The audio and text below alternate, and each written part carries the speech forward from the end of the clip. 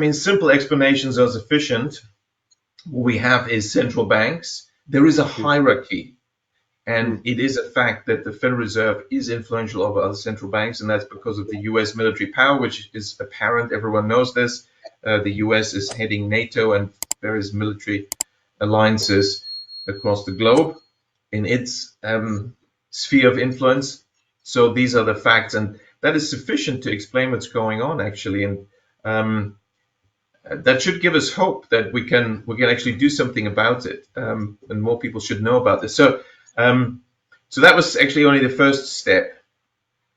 And then the petrodollar, Kissinger. So then the next step was, well, how can we, in the long run, shore up the dollar? And the analysis was, well, the problem was the U.S. trade deficits and current account deficits, and the main surplus countries, of course, at the time were Germany and Japan. The fact was the Japanese and the Germans just could not see enough both famously US goods that they wanted to buy. They could not see enough US goods that were attractive and services attractive enough for Japan and Germany to buy. Therefore, they were always selling more than they were buying from America, hence current account surpluses there, and America had these huge deficits. So the Americans figured, okay, if we can't provide enough for them, well, what do they need? They need oil. Yeah. And so that's when American troops moved into Saudi Arabia. And it's a classic protection racket, isn't it? Oh, Saudi Arabia, when the Americans came, lovely country, they say to the ruling family. It's very peaceful at the moment, isn't it? It would be a shame if there would be some revolt and some regime change, wouldn't it? I mean, the whole country could be up in arms. There could be some civil war. Well, we want to prevent that. Look, we're putting our troops here to prevent that. And we'll give you peace and stability. But of course, this is very costly, and we need some cooperation with you concerning a minor financial matter, namely sell your oil only against the US dollar, and because then you'll get billions and billions of US dollars, you must buy US treasuries to the tune of 80% of your foreign exchange reserves. It has to be US treasury.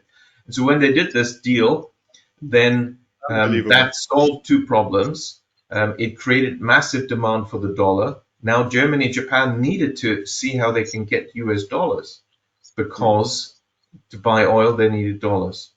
And secondly, by the way, this the same trick is what President Putin used last year when the ruble fell significantly, and then he wanted to shore up the ruble, and he announced that the gas will only be sold, Russian gas will only be sold against the ruble, and suddenly the ruble dramatically shot up. So the same mechanism, and so that problem was solved. So the dollar was now stabilized, and hence came to be known as the petrodollar. But also the other problem because it was a twin deficit, the fiscal budget, government budget deficit, which is huge due to the military operations, the covert operations, the global interventions and regime changes, and paying for assassins and all that. It's all very expensive. So that was also solved, all these off-budget items, because Saudi Arabia was now plowing 80% of its foreign exchange reserves back into US treasuries,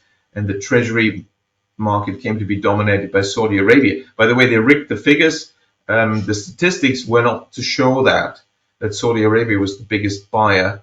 So until the 80s, when Japan took over, this was kept well hidden in the breakdown of the statistics. They created a bigger category of Middle Eastern investors, and then sort of was subsumed there. So that was what they did. So really, the inflation was caused by the Fed in order to help the dollar survive by inflating other currencies. And secondly, in order to have this phase where they could arrange a new international monetary system and move from the old, which was the gold dollar, to the petrodollar.